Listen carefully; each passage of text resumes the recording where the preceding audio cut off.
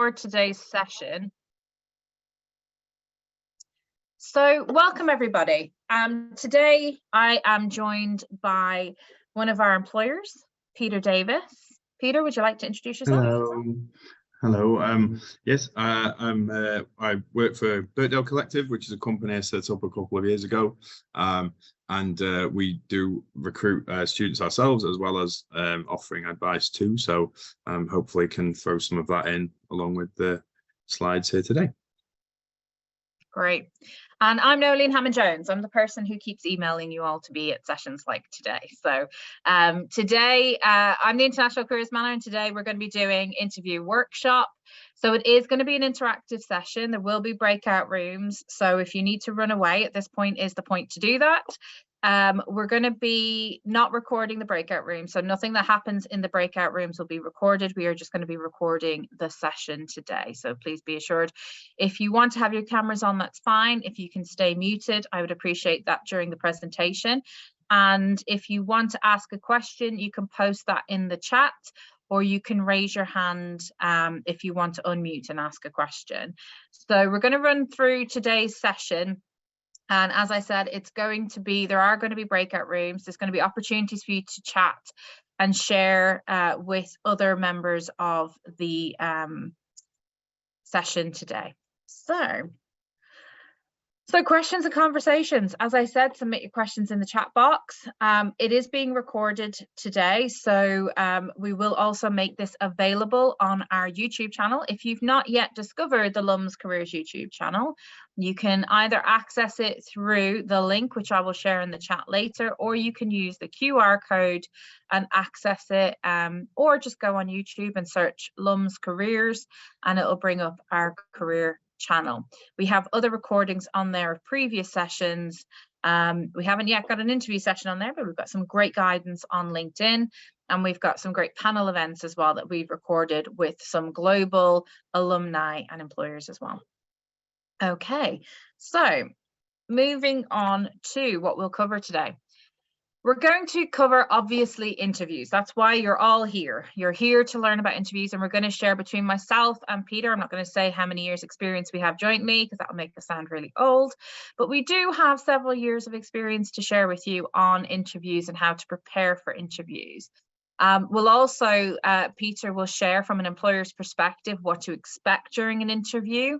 And some of those tricky questions we'll go into just a bit more detail to share with you what employers really want to hear when they ask those questions. And we'll also look at how to improve your interview performance as well. So we'll give you some top tips on that. Okay, so I am going to ask you to go into your breakout rooms, and in your breakout rooms, obviously introduce yourselves. The breakout rooms will be small, so I'm not going to have large breakout rooms, so there should be more than enough time for you to introduce yourselves. And I want you to share, what interview question do you fear the most? And also what you would like to get out of today's session. And when you come back into the session, I want you to share the question that you fear the most and what you want to get out of today's session. So if we're not already covering it, we will try and cover it in the session as we go through.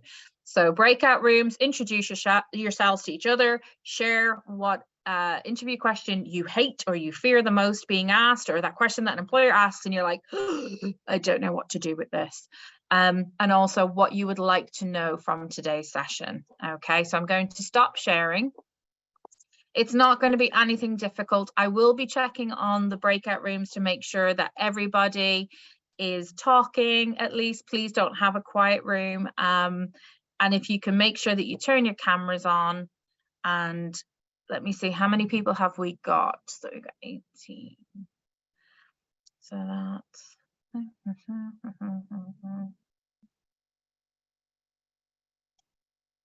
I'm going to go with 4 breakout rooms. Okay, so you're going to go into the breakout rooms. You've got 5 minutes. I'll give you a warning when I'm bringing you back in. So please do join the breakout rooms and share that information. The more you engage today, the more you're going to get out of today's session. So opening the rooms, please do join the rooms. So thank you for your contributions. And I know Pete's going to go through the chat and he's going to make a note of some of the questions. I'm giving him the heads up on this one. And then we're going to go through. And yeah, the questions that you get asked, they can be quite intimidating, especially if you don't know what the questions are going to be. So what are interviews? For the candidate, so you are the candidate. They are an opportunity for you to showcase your skills and knowledge to the employer. So it's one of the very few times an employer is going to invite you to talk all about you. They just want to know all about you. They want to know how you have gotten to the point where you've applied for them. What has brought you to this point today? They want to also understand if you're a good fit for the organization. Now, if you have gotten to the point of interview, they know you can do the job. They would not hire you to interview if they didn't think you could do the job. So they know you can do the job. But what they're looking to assess at this stage is get a sense of your personality, for you to explore your skills a bit more and your knowledge, and also to see how you're going to align with the company culture, the company values, and if you're going to be a good team player. And these are things that they can't really assess at application stage. So whether they're doing this through an assessment center, through a group interview, or an individual interview, this is what they're looking for. And it's also for you as the candidate, this can be a really nerve-wracking experience. And a lot of people let nerves or nervous energy get the better of them during an interview. But remember what I said, they know you can do the job. They know that you have the skills and knowledge. They're just wanting to know more about you. And you are the only person who knows about you. So it's not a trick. You are literally the only person in that room that can tell them everything you need to know about you. But also it can be the fear. You mentioned, a couple of you mentioned that in the chat, the fear of the unpredictable, not knowing what's going to happen, not knowing who exactly is going to be interviewing you, because not all employers share who will be on the interview panel. Some will, some won't. And the unknown can be a bit scary. For the employer, they want the interview to go well. They're not there to make it difficult for you, because the more difficult you find it, the more difficult it is for them to manage the interview. So they want the interview to go well. And they want to use the interview as an opportunity to get to know you better, to understand, are you going to be someone that's going to be good to manage? Are you going to bring more to the organization? And they're fact checking, which is important. So they are going to be looking at your application and just establishing that what you said on your application is true. So they're going to be asking you questions based on your CV and your application. And they want to ensure that you'll be a good fit to the company culture. Okay, so they're looking for all of those things. And a good first impression counts. So interview etiquette is really, really important. And this includes things like what to wear, how to behave, your body language, such as facial expressions, online or in person. So if you're having an interview online or in person, all of these things matter. They're going to be assessing your facial expressions more so than your body language, depending on how you're framed. But they're also going to be listening to your tone of voice. So they want to know, you know, if you're excited about something, your tone of voice is going to get more excitable. If something bores you or isn't something that you enjoy, your tone of voice will go down. So these are the things that they assess. And research suggests that the way you say things can have much more impact than what you say. So if you say, yeah, I really enjoy working on Excel spreadsheets, they're going to be like, but do you? I'm kind of getting from your tone that you don't. So your tone is really important. Energy and enthusiasm can make a huge difference. So in the chat area, suggest 3 things that can get an interview off to a really good start. So what 3 things can you do at the start of an interview to get things going in a really positive way? So if you share that in the chat, greet the panel. Yes, definitely greet the panel. Either if you're online, thank them for their time. You know, thank you for inviting me here today. It's great to meet you all. If it's in person, shake their hands. Make sure that we are back to shaking hands, not elbows anymore, depending on where you are in the world. But in the UK, it's expected that you shake hands. Anyone else got any ideas about how you can get an interview off to a good start? And if you just post that in the chat area. Talk about the weather. As I'm not British, Peter, I'm going to come to you on this one. Is that a good way to start an interview, is talking about the weather? No. Well, I think generally breaking the ice, that might fall under that. You know, it's good to see. It makes you seem a lot more relaxed and confident if you are prepared to, you know, deliver a few pleasantries, I would say. So that, yeah, it would fall under that, I guess, especially, I guess, if it's super hot or very, very rainy, as it is in Manchester, where I am a lot, you know, you get that is something you end up commenting on quite frequently. So yeah, it's probably a good point. Yeah, being punctual, yes. Early, be early, and smile. Smiling is really important, getting across, and that's from the moment you enter the building. So it doesn't matter who you're speaking to, whether it's the receptionist, the cleaner, somebody in the cafe area. You are nice and pleasant to everybody, because a lot of organizations will go to the receptionist and say, oh, what was your first impression? You know, because it's a company culture to be inclusive. So make sure that you put your best self forward from the beginning. And smiling is important, you know, being pleasant and keeping eye contact. Obviously, you want to keep that to a reasonable amount. And that can be difficult to manage. And if you're online, what I would say is try and look just above your camera. Or if you're in person, you find eye contact really difficult, because some people do, is maybe just look here rather than in the eyes. Just look slightly above the eyes, and it can be a little bit more comfortable for yourself. And they won't know that you're not looking at them straight in the eye. So, and if there's more than one person, take your time, you know, just make sure that you're acknowledging each and every person. It's easily done that you will gravitate to somebody who seems to make themselves a leader on a panel and address all your answers to them. Try not to do that, because the other panelists could get upset that you're not acknowledging them, especially when they ask you the question. So make sure that you're acknowledging every member of the panel, because they're equally important and they have equal weight in what your outcome of interview is.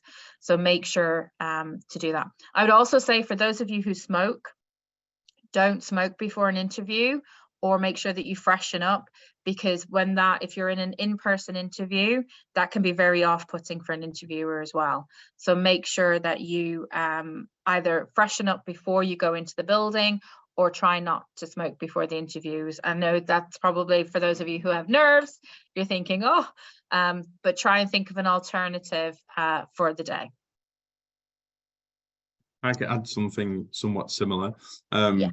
about coffee. Actually, the time in which you guys have your interviews is very important. Sometimes it might be super early in the day, sometimes it might be quite late. One thing I've encountered quite a lot is people who drink a lot of coffee and then talk insanely fast when they're in their interviews, mainly possibly out of nerves, or possibly out of how tired you are from the day before. You have to actually manage. It sounds like a very small thing, but it's not.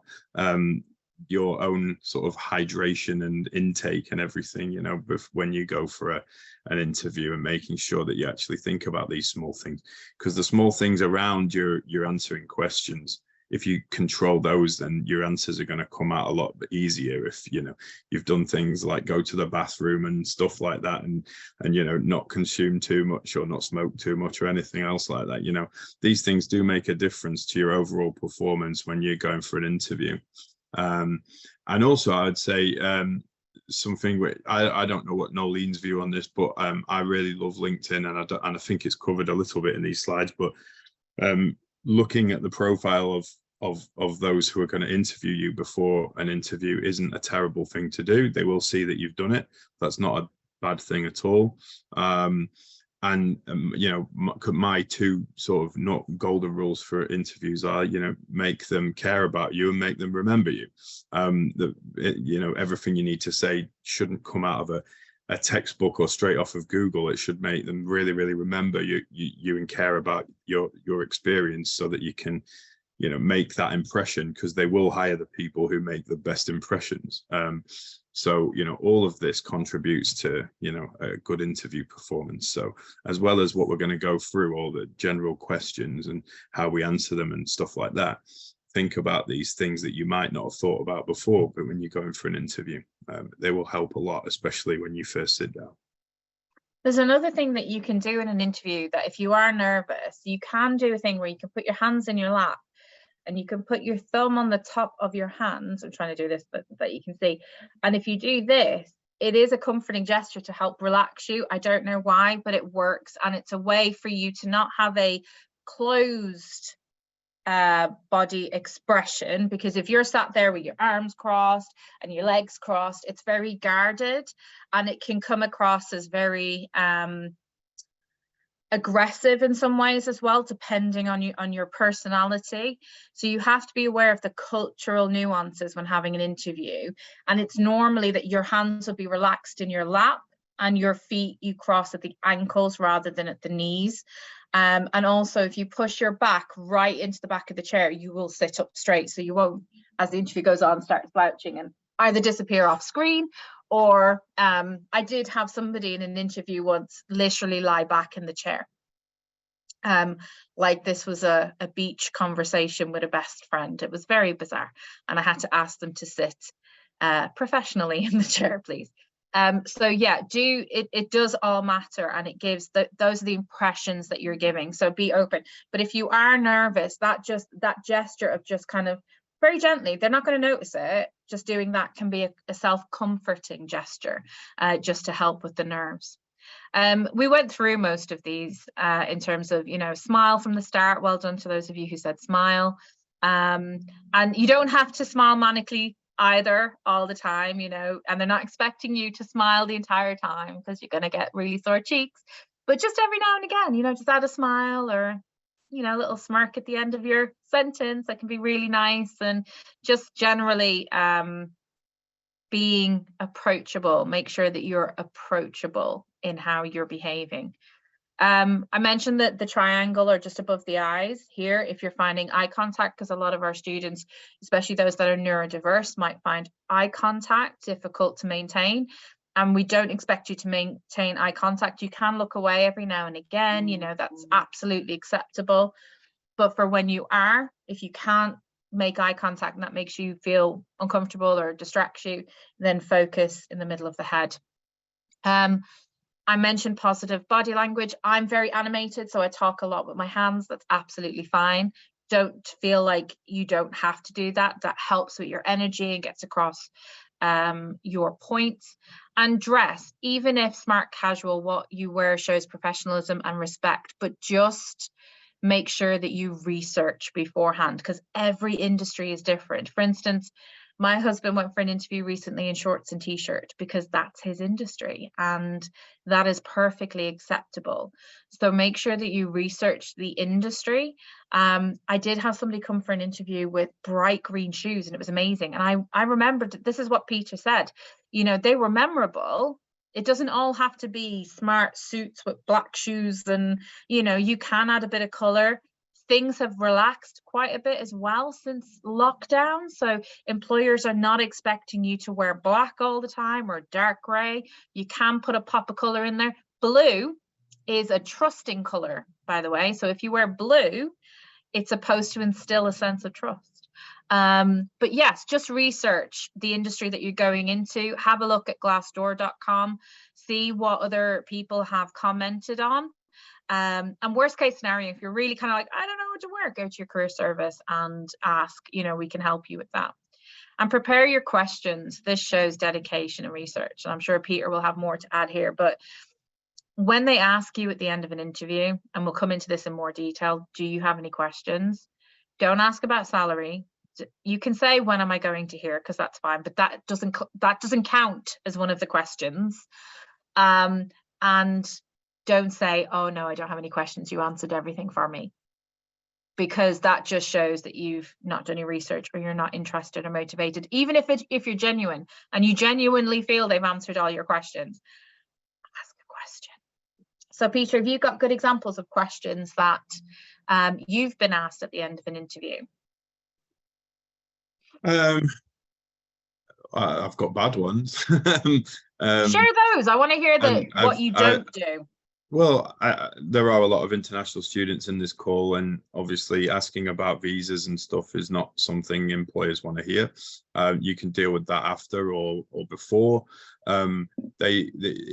It doesn't make an employer feel particularly special if you're talking to them about visas or salaries. You know, those things are just requirements of a job. They don't show that you really care about a job as such. You know, the best questions I've been asked are, and this is probably the easiest way of handling commercial awareness as well, is people who show an interest in an industry based on their research of either you as a person, or as in the interviewer, or the industry or the company. So it may be that you're, I don't know, like my company did a talk last week at MMU, right? Like, so you could ask, you know, how did that go? What was the content of it? It shows you care about that company, and it's also a question that someone wouldn't be expecting to be asked, right? And it also demonstrates that you've done some research, right?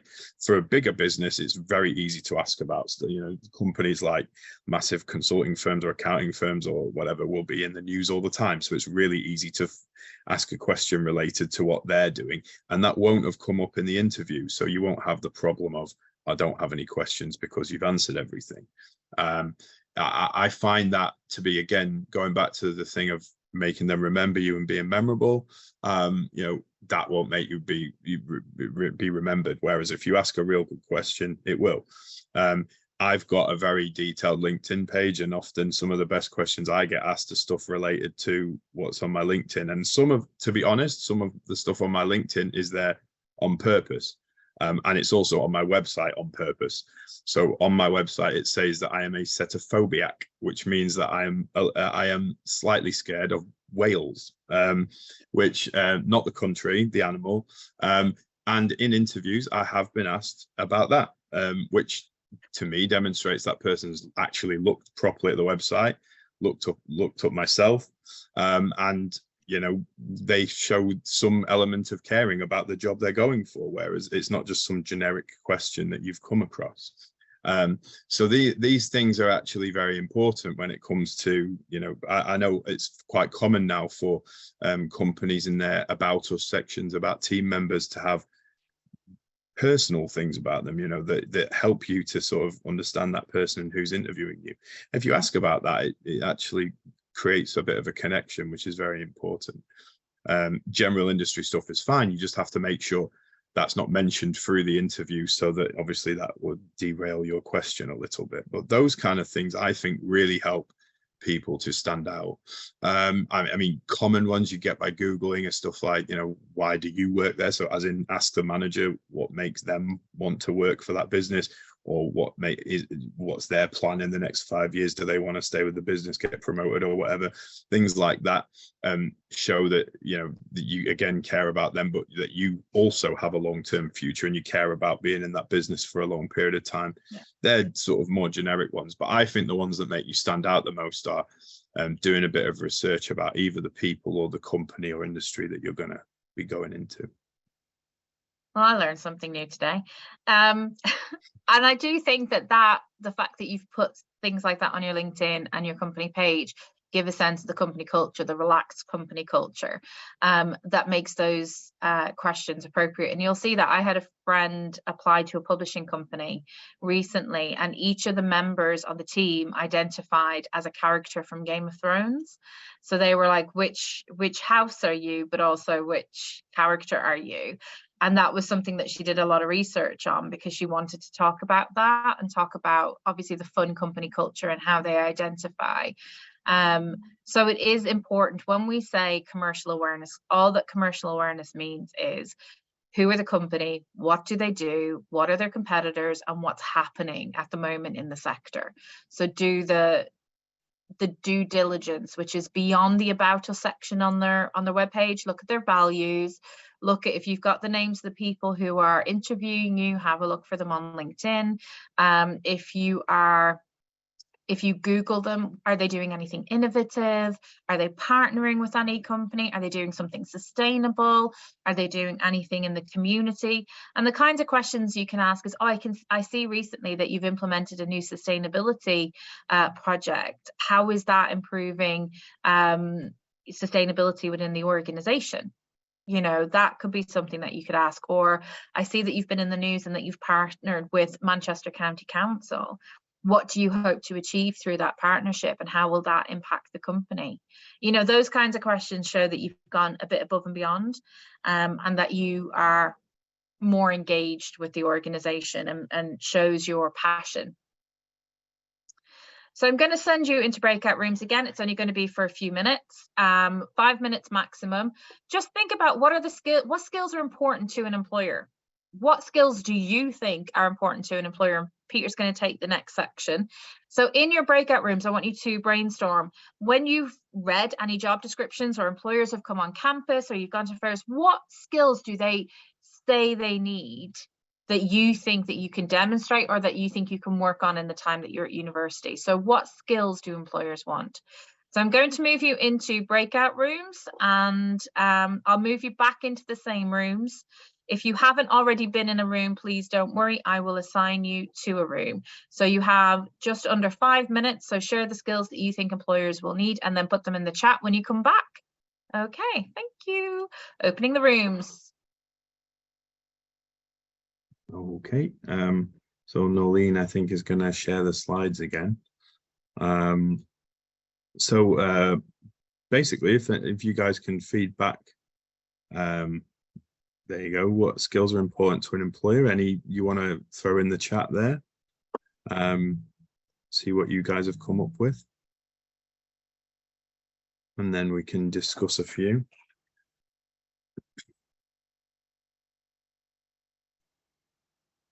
That's right, teamwork, all the standard ones, problem solving, yeah.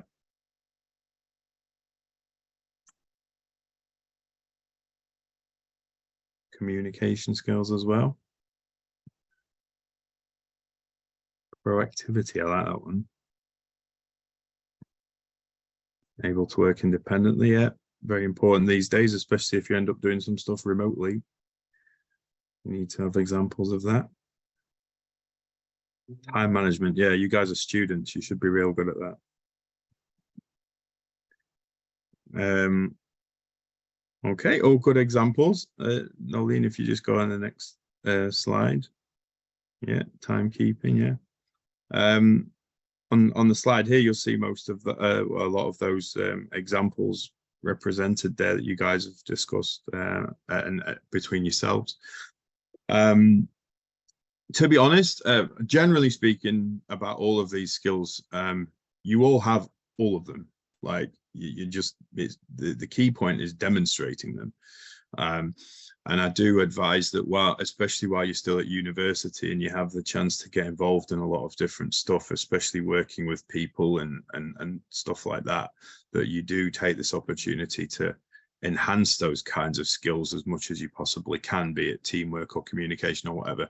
The more that you work with those around you, the more examples you have when you go for interviews. You know, you don't have this opportunity to be around all of these different people that you currently are in a few months. Well, some of you don't anyway. I'm not sure about everyone's background, but you know, most of you, your time might be up soon. So, you know, that chance you have right now to get involved and do lots of different things with other people is a chance to improve all of your competencies, which are most of the skills listed here.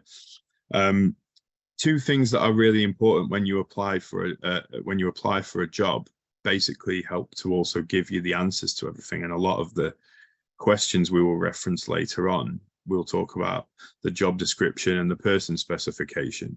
Both of those two documents actually are the company telling you what they want you to be, or what they want you to demonstrate, right?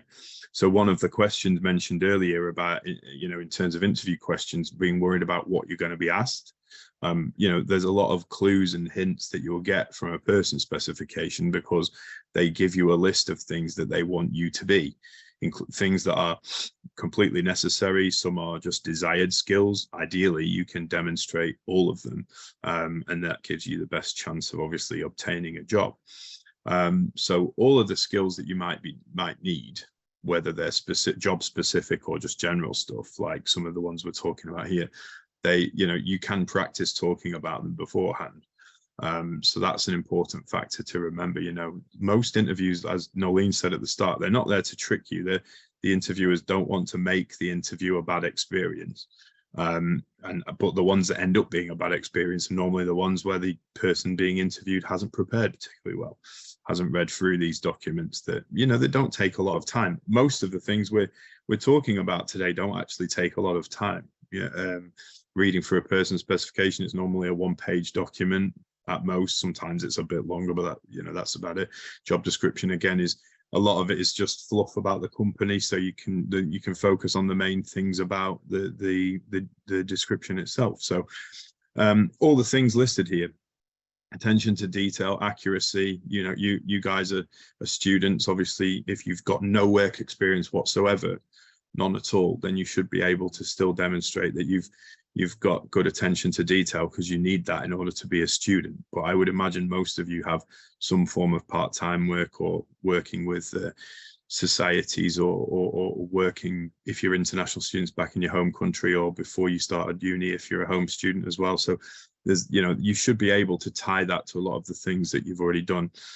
Communication and languages, again, if you are an international student in this call, that's where you might be winning, because if you have a second language, that helps a lot for a lot of different jobs, whether they ask for it or not. It's a good skill to be able to speak multiple languages, or at least have an interest in them. But many of these things, such as interpersonal skills, again, can be linked back to your university experience. So just, again, I say again what I said before: use your chances while you're at university now. I'll skip a couple, because I believe things like time management and organization are exactly what they say they are, really. Commercial awareness is a massive one that I think is one of the biggest weaknesses for all students. Yeah, completely agree. It's the biggest feedback we have from employers, is the main reason they didn't hire somebody was their lack of commercial awareness. Yeah.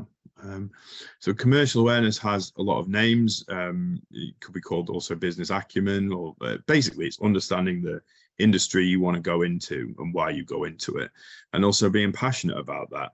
And going back to the previous slides, being passionate about the interview and the opportunity you have is very, very important. Some of the worst experiences I've had are people who clearly they're just applying because the role sponsors a visa, or the salary is decent, or whatever, and heart's not really in it. And interviewers are not stupid. They know if someone cares about something or not. They can tell, and if they're not sure, they will ask the right questions to work that out.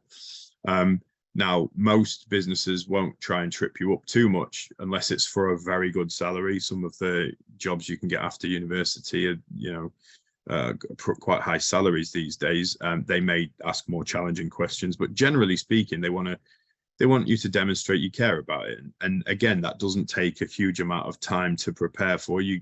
Every single industry in the UK has a magazine that you can sign up to that has a newsletter that will send you what's going on. So accounting, if you sign up for Accountancy Age, they send you a newsletter every few days that explains all the stuff going on in the accounting sector. Same, there's papers for every single, if you're not sure about any, ask us later, but there's tons of different ones that engineering, they're all quite straightforward, but they can help you to understand everything better. And again, what I said before, LinkedIn is your friend too. If you follow the right companies and you understand what's going in the industry, who's doing well, who's doing badly, which people are famous, all that sort of stuff, then, and you name drop those things, then that shows your commercial awareness throughout the interview. Leadership is one that I think students struggle with a bit, because they immediately attribute that to, well, I've not been a manager, so how can I possibly show leadership skills? Leadership is almost anything. It's taking control of a situation, basically. That's what you need to demonstrate in that. And again, while you're at university, you have probably the best examples of leadership, taking control of something, managing yourself as well. Leadership is also organizing yourself and making sure you do what you're doing. So It can be something very direct, like I managed a team of 6 people before at home in my, year before university, or it can be something a bit more tenuous, but it all still applies, because they're not expecting, when they interview a student, for you to be 35 years old and have had 4 different managerial roles by now, right? So don't freak out about that. You can't make stuff up, because what you may end up doing is one of the, obviously, the worst things you can possibly do in an interview, which is not telling the truth. So don't do anything like that in order to fit the requirements of a job.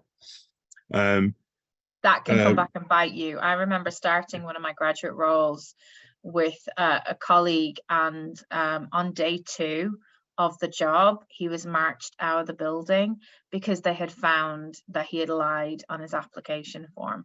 So companies do their due diligence. They will find out. So always tell the truth when you're interviewing. You can expand on a situation, but make sure that it's true, because they'll know in your abilities as well. If you say oh yes, I'm excellent at Excel spreadsheets, and they give you a project with Excel and you can't do it, then they'll figure it out, and then questions will be asked, and you're going to put yourself in a precarious position, because it's not even if you lose that job, it's when you apply for your next job and like, oh, why did you not stay in that role? And it will keep coming back to haunt you. So make sure that you tell the truth.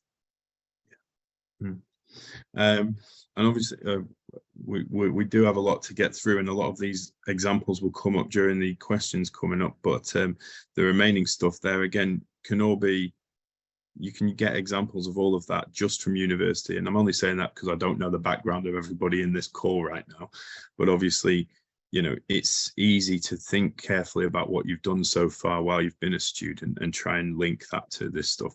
Things, as Nolene's just said, things like IT literacy and presentations and things. Hopefully you've managed to get your head around that while you've been a student too. So generally speaking, all of this stuff, well, as I said at the start of this slide, you should have it already, or at least be able to, think carefully about what you've done in the past and come up with some examples for each one, apart from commercial awareness, which, if that is a weakness, make sure that you obviously address it as soon as you can. It doesn't take too long.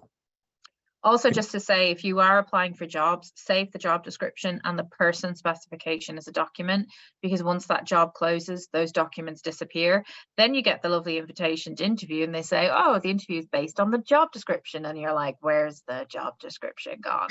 So do save the job description and the person spec as a document. And if you aren't getting the skills that you need, you're in the safest place you're ever going to be in your life to start to try new things, whether it's joining a society to gain these skills, or getting more involved in group work experiences, or just, if you don't want to join a society, organize something yourself. And it could be that you're managing your own social media account. It could be that you've started an online book club. Any of these things, employers are expecting to see not just good academic scores. They want to see a well-rounded individual who has experienced student life and who has gotten involved in the student community. Okay. All right. So understanding what the employer is looking for, again, I think we kind of touched on this already a bit too much. Me and Nolene have a tendency to talk about things before they come up in slide. And the next slide is also the same one, but with a few things highlighted. A person specification, as I mentioned before, it literally tells you what the company is looking for. Okay, so within this text, there are some words and phrases and things that actually the employer is really looking for you to demonstrate when you do your application or when you're actually speaking to them in an interview. So you can see the same text again. The highlighted parts here, they are showing you what they actually want you to demonstrate. So you see, we're a boutique consultancy, and we pride ourselves on taking a more involved and hands-on approach, right? You can see we've highlighted here the words friendly, collaborative, and your voice will always be heard. These points here are very easy for you to make sure that you try and demonstrate when you're answering questions, or when you think about how you're going to introduce yourself. Generally, you can cover quite a few of those things just in a simple self-introduction. The other points here are a little bit harder. You'll have to demonstrate them maybe throughout the other questions that are asked in the interview, but easy enough to think about how you might fit that. Some of them you might have to demonstrate in the actual application itself, whether it's just a cover letter or whether it's writing out everything online or doing a video interview or whatever, but you can get these things in there. Entrepreneurial, in the UK at the moment, we love the word entrepreneur or entrepreneurial. We love people who might think outside the box and have new ideas, basically, and you know, take on perhaps an idea or a way of working that a company already has and doing something different with it. Again, that's something, hopefully, as part of your university, you might be able to sort of link to what you've done already. Or some of you may have outstanding business ideas yourselves, and in which case you've got a really good example of entrepreneurial flair. Or perhaps you just need to demonstrate that you've got a passion for doing that in the future. It doesn't mean you have to have done it before, but mentioning that you are willing to do it is very important. People who get stuck in and work, you know, working hard with everybody else, again, these days, very common thing to need to highlight in an application. Strong interpersonal skills. Again, you guys are students, you deal with other people all the time. If you're an international student or you're a home student who deals with international students as well, you know, you've got to have the ability to talk to people from different backgrounds, people who've got different genders and stuff like that, and that means you've got very strong interpersonal skills. So just demonstrate that when you do your applications, right? And you solve problems and take initiative. I don't really like personally, I don't really like problem solving as something to demonstrate in an application, because I think all work is kind of problem solving in a way. So I'm not a massive fan of that, but certainly taking initiative is very, very important, because you know, employers hire you because they want you to be able to do something with ideally the minimum level of supervision, but obviously some people are different and maybe need a bit more explanation. That's okay, but being able to take initiative and work, as we said earlier, independently is very, very important, especially these days when a lot of work is remote and or hybrid. You know, you have a big need for that with companies. Okay, great, thank you. Okay, so for those of you who haven't engaged with Careers Edge Plus, please do, because what this does, it's a platform that we have paid for on your behalf that you can access as a student. So you can see here is the home page. You can log in as a student or as an alumni. The QR code will bring you right to the page for Careers Edge Plus. And what Careers Edge Plus does is assesses you take a short mini test online. It just asks you some questions, multiple choice, establishes your skills and areas for development. And then there are online short courses, very, very short courses that you can take to develop those skills or to help you to increase your knowledge and awareness. So do engage with the platform. It's a great way as well, especially for an interview, for you to identify your key skills and for you to be able to as well jog your memory or remind yourself of occasions when you've used those skills. So it's a really good way of developing and understanding what those skills are so that you can talk about them confidently in interview. And as well for weakness. On the weakness front, if you have got a weakness identified and you're working on it, again, you can demonstrate that, because employers, when they talk about weakness, and we'll go into that in more detail, they're looking to see what you're doing about that. So getting help with interview prep. This is really important, and this has helped me in the past. Get a friend to help. If you haven't practiced, so you practice those interview questions in your head and you sound amazing. Amazing. You open your mouth in the actual interview and you stumble over your own name. That's the issue. So you need to start thinking, how can I practice these questions? And you have to practice them out loud. If you don't practice the questions out loud, you are going to either forget or stumble, because you're not remembering. It's a way to remember. So get a friend, especially those that love a bit of drama, to be the interviewer, and they can ask. You can download the questions online. There are interview resources on the careers websites. Download questions, just things like, tell me a bit about yourself, give me an example of a time when you worked well as part of a team, and practice your answers so that you can give good, solid examples of your experiences, and try and vary examples. Don't use the same example all the time. So describe examples of what you've done in terms of skills, knowledge. What have you accomplished? Friends help you as well to identify your strengths and your skills. You know, what do you think I'm really good at? That can be a really great way. If you're thinking, I'm not really sure what I'm good at, I'm like, oh no, you've got really great organization skills because you're the one person in our group that organizes our monthly dinners or our catch-ups, and you coordinate everybody and you put an agenda together, and you know, so it can be really helpful to ask friends and family, what am I good at, if you're not sure. And review your strengths and skills needed for the jobs that you want. So that's where you go back to the job description when you're invited for interview and look at the skills and the knowledge that they have asked for and review it. How do I match? Can I give examples? If they ask for somebody who's a good team player, can I give examples of a time when I was a good team player? Think about a situation. So it's really important to get help with your interview prep.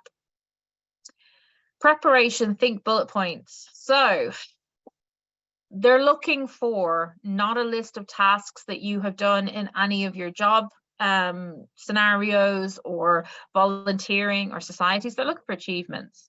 They're looking for you to demonstrate your achievements. So being part of a society can help you with your organization, teamwork, innovation. This is not a definitive list, by the way. This is an endless, inexhaustive list. This just goes on.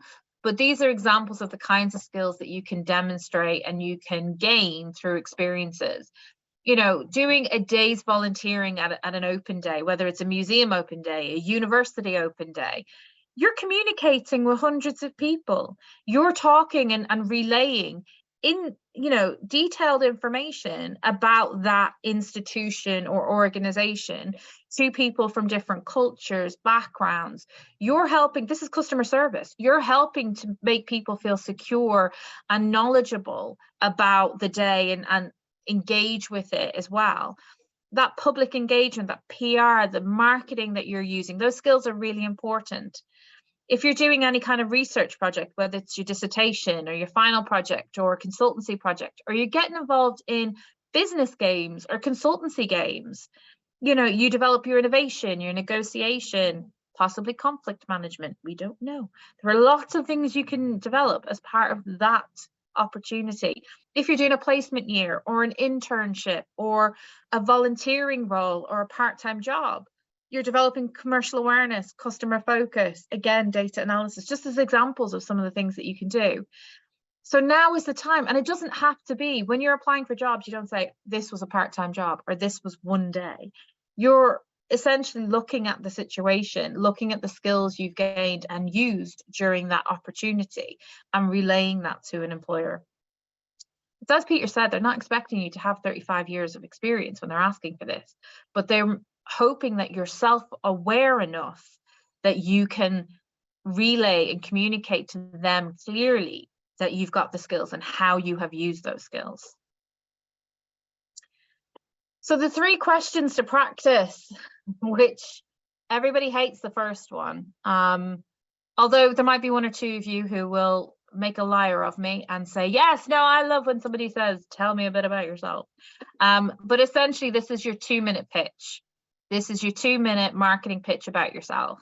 So this is, you can take it in a couple of different stances, and Peter might take it differently, but I always say chronological. So for instance, what brought you to Lancaster University, why you chose your program, maybe mention some things that you've done while on your program, which has led to you developing an interest in a career in whatever it may be. Upon doing your research on the sector, you discover this organization, which you can maybe name 1 or 2 values that you feel align with your own values, and that's what brought you here today. That's it. They're not interested that you play football at the age of 5 for your local team.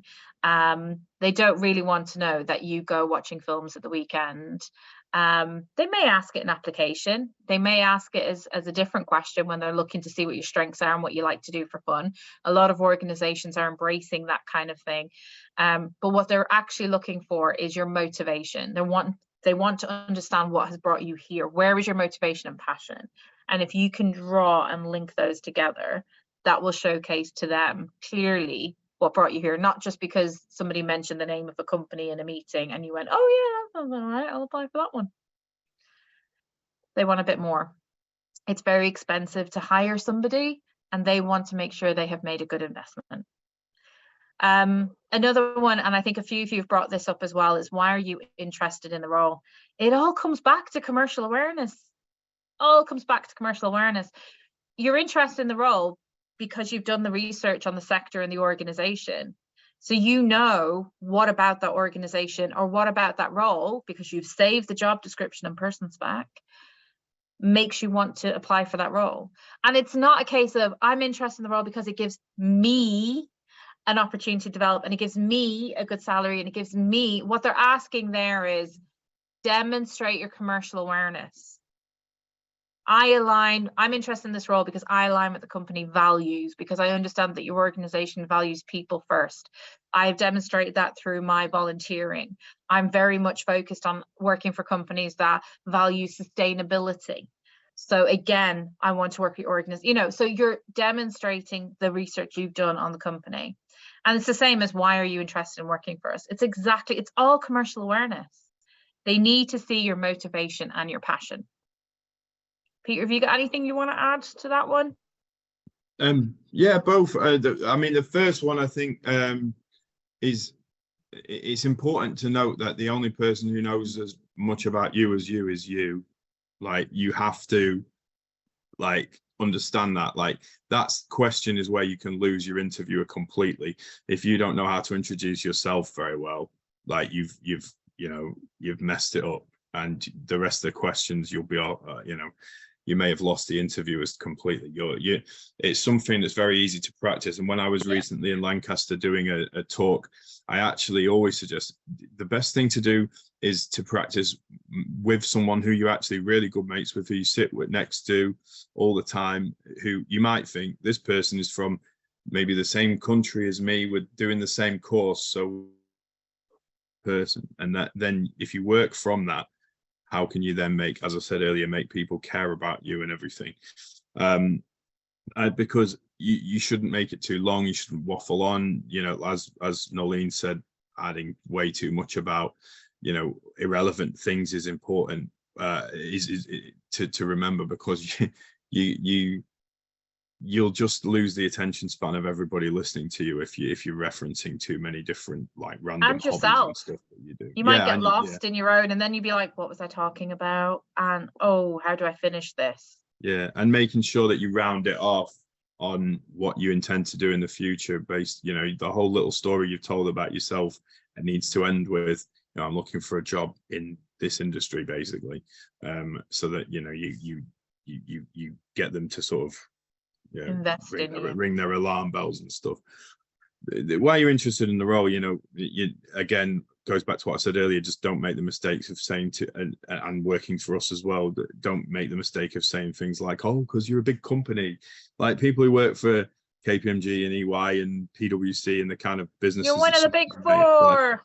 Yeah, they know that they're a big company, amazingly, so they don't really need you to tell them that.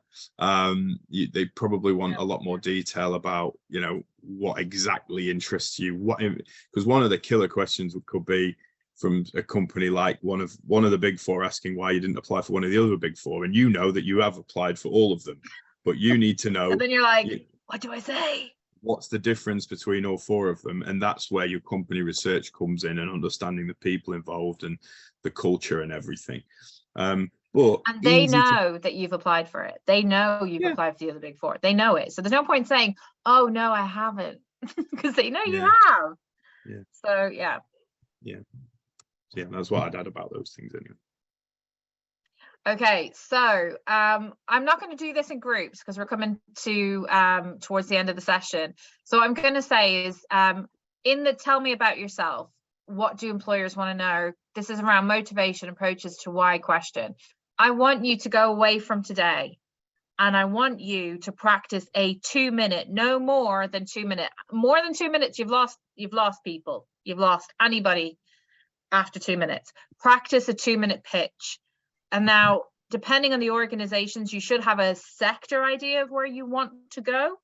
So have a sector. You can talk about the sector in general rather than an organization, or you can practice if you've got 2 or 3 big companies that you really want to apply for, or 2 or 3 medium to small companies you want to apply for. You can practice on that, but you need to have a very clear pitch. So I want you to go away from today and develop your 2-minute pitch that you need to have. And this pitch is going to serve you for a very long time. You will develop it as time goes on, you will add to it, you will take away from it, and that will be your networking pitch. So when you're approaching somebody at an event, or you're meeting somebody at a conference, or you're meeting a new employer, or you're at a school event, you might have the opportunity where someone goes, oh, hi, and you are, and then you're like, oh, hi, I'm da da da da.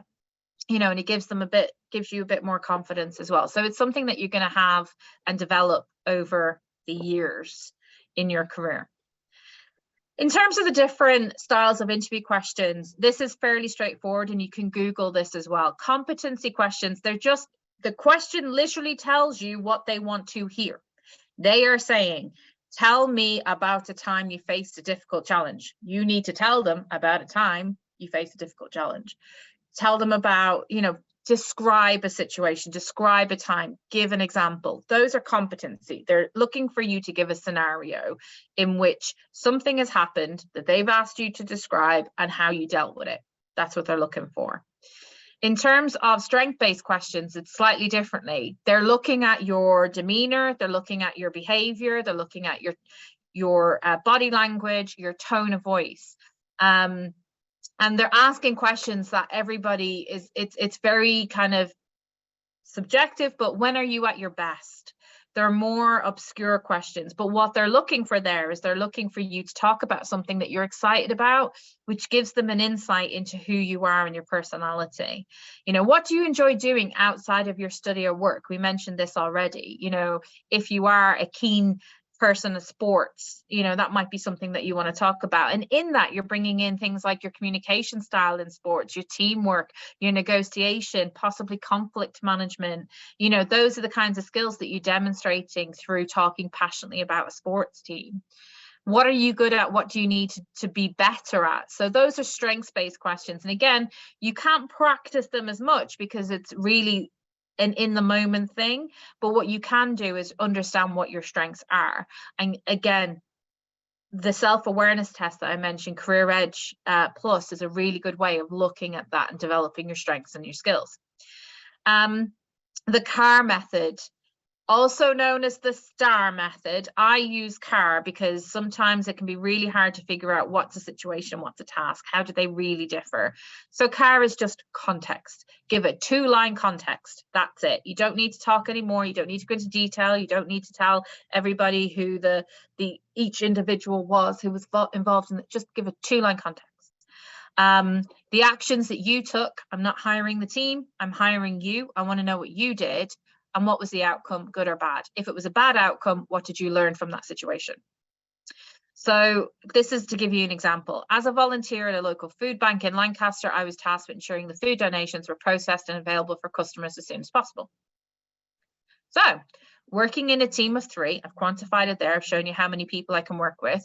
I identified shortages, so which products we didn't have enough of, prioritized unloading those products, so I can prioritize, I can identify and solve problems, I can use my initiative to meet the client's immediate needs, communicated stock levels, so I communicate the situation to the manager and let them know what I did to resolve the situation. I customer service through reassuring clients and refer to additional support if required. So again, identified areas for improvement. The result was our team met the target of processing 4 donations per shift from large organizations, which translated into over 150 food parcels for clients. And that is the type of volunteering a lot of our students get involved in, but wouldn't think to analyze it in that way. And that in that short part there has shown me several skills that I've just laid out for you that they have showcased in that opportunity. So it is about analyzing, what am I doing, what skills am I using? Let's think of a particular scenario or a time. It doesn't have to be one that is you've received an award for. It could just be an everyday situation that you come across in your role. But questions to really consider is the weakness. We briefly talked about weakness, something that used to be weakness, but you've worked on and fixed, and make sure that the weakness that you identify is not fundamental to the role. So if you're doing data entry and your weakness that you've identified is attention to detail, probably wouldn't do that one, because they would be like, well, data management and analysis, attention to details, but critical in that one. So think about a weakness, something that you're possibly developing or working on. Being a perfectionist is no, nobody believes that. Nobody.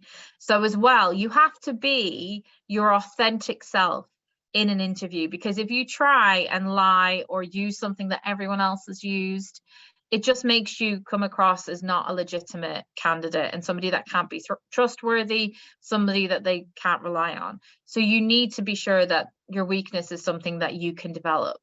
They need to know if you're going to be a good investment. So they can also ask questions about, where do you see yourself in 5 years' time? What ideas do you have for further research? What other jobs have you applied for? Again, they want your authentic self. You're developing a career management consulting. They know they're not the only company that you have applied to. So again, you know that you're developing career management consulting. Obviously, your values align with the values of the organization. You have applied for other organizations in the sector, but this would be your number one choice. This is the organization that you research thoroughly and can see that the programs that they are running for staff, So it's just basically, again, demonstrating your commercial awareness to the employer. Just for the weaknesses one, before you move on from it, that question's really important to always end on a positive. Any negative interview question, always that an employer asks about weaknesses or times you've been in conflict or whatever, always end it on or your answer needs to end on a positive. So choose a weakness that you've fixed or you're fixing, which is that keyword at the end of the question there. Don't choose a weakness that you haven't done anything about, which often happens. And if you were in a conflict, you know, how did you resolve it and everybody's happy now? Don't choose the wrong example for these things, because it can give you a negative feeling in the interview. Yeah, and on that note, if you were saying a conflict resolution and it ended badly, what did you learn from that situation? So again, bringing it back into a positive. And although the situation didn't end well, or that person left the group or whatever, what I learned from that situation is, going forward, I would communicate sooner. I'd make sure everybody in the team felt more comfortable. You know, what would you do to make things different?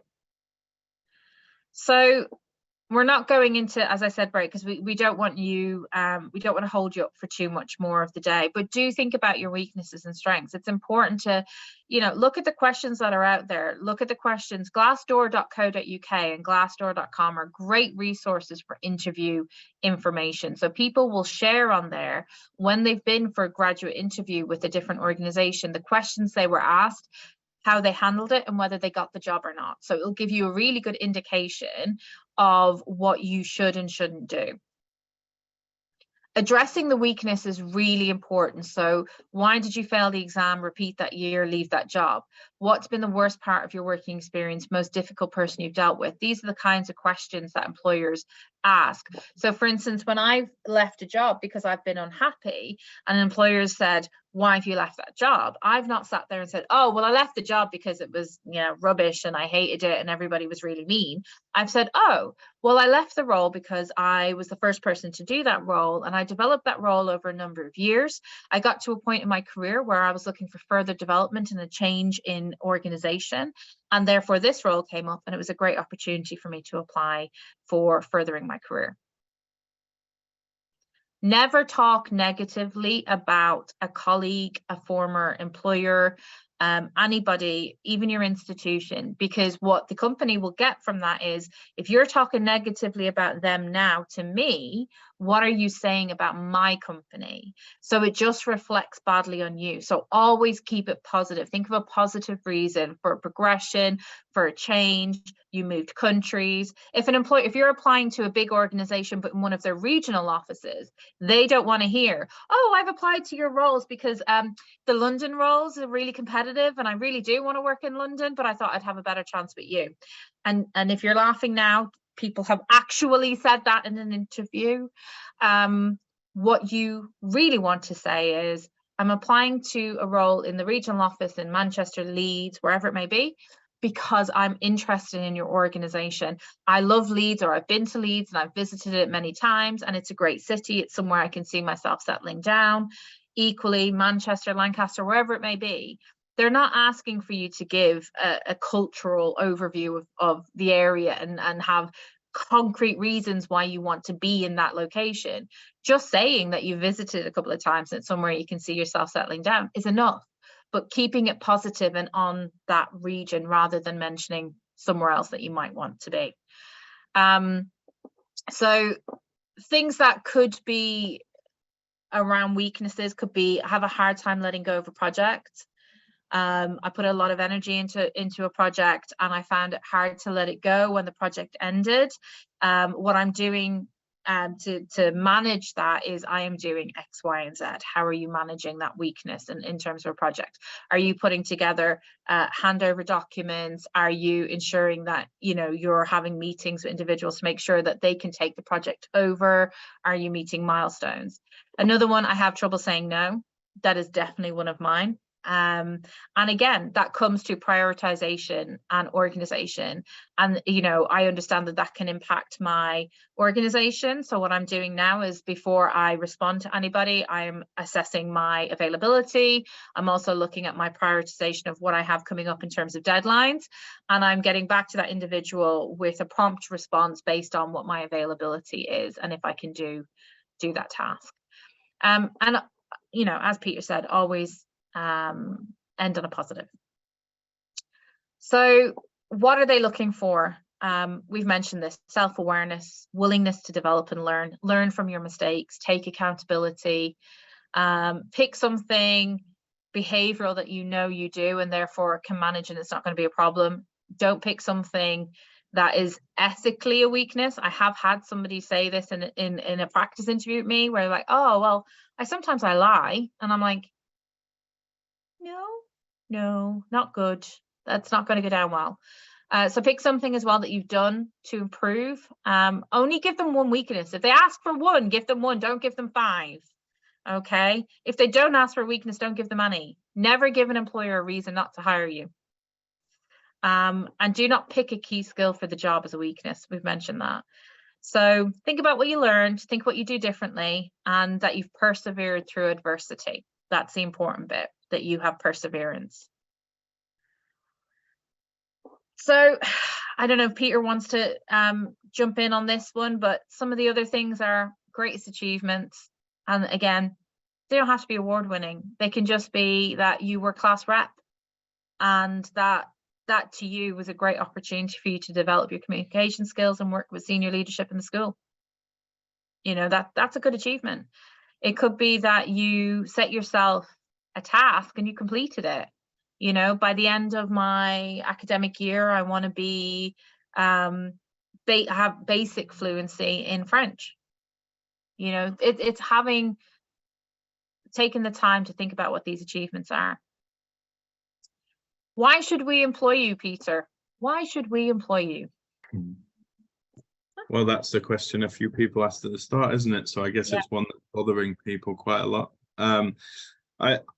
Initially, structurally, you have to make sure for this one that you do link things back to the job description and the person specification, especially the technical skills they're looking for. Because if you don't mention that, then obviously that's a key point of why they're hiring you.